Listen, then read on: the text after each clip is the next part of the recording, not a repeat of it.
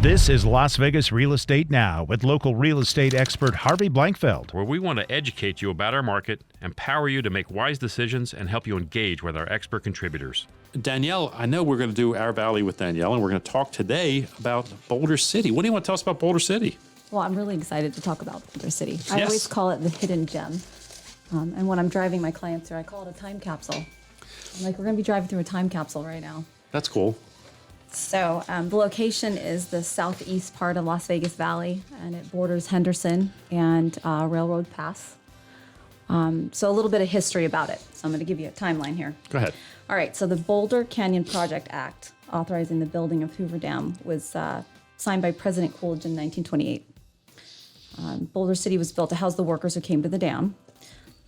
At this time, the town site was on federally owned land, and title to all land was retained by the federal government under the Bureau of Reclamation. Boulder City was built as the Boulder Canyon Project Federal Reservation, and federal rangers maintained law and order on the reservation, which I thought was interesting. That is interesting. So in 1931 and 1932, they started building houses to accommodate the workers for the dam. And in 1936, the dam was built. They were actually 22 months earlier than anticipated, which I thought was neat. But Boulder City was actually incorporated in 1960. So it started a while ago and didn't actually become a city until all the way into the 60s. So the citizens of Boulder City, they enacted various amendments to keep their growth contained because Okay. they wanted then to have that small town city feel.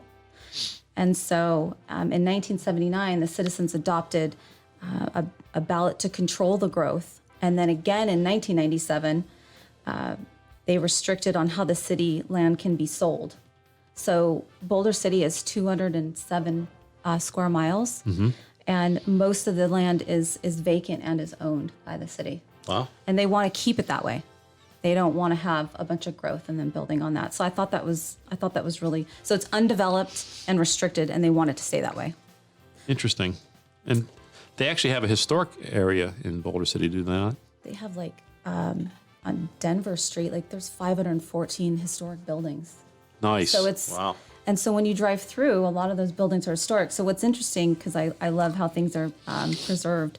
In 1983, Boulder City became the historic district and was entered into the National Register of Historic Places. So every year they have a historic preservation award.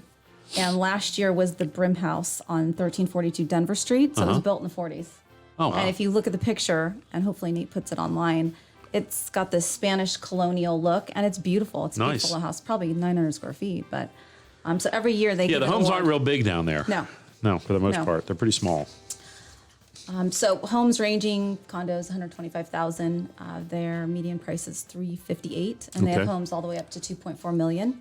And then over the last 3 years, Storybrooke came in and built a subdivision called Boulder Hills Estates. Boulder Hills Estates, and there's 127 homes. Wow. But I read an article when he was building, like when it just started, actually it was when COVID started, that said that he had given, or Storybook Homes had given quite a bit of money to the schools. Yes. They donated, probably a significant amount of money, but it went to good use. And you know what? If it helped make the schools better and they put 127 new homes in there, I think that's great. You've been listening to Las Vegas Real Estate Now. If you ever have a question about real estate or any of the other topics we cover, just call me off air or text me at 702-203-1165. You can also check us out on the web at lvrealestateradio.com or on our handle on social media at LV Real Estate Radio. We'll meet you on the radio next Saturday at 11 a.m. right here on the new 101.5 FM 720 AM KDWN, the Talk of Las Vegas.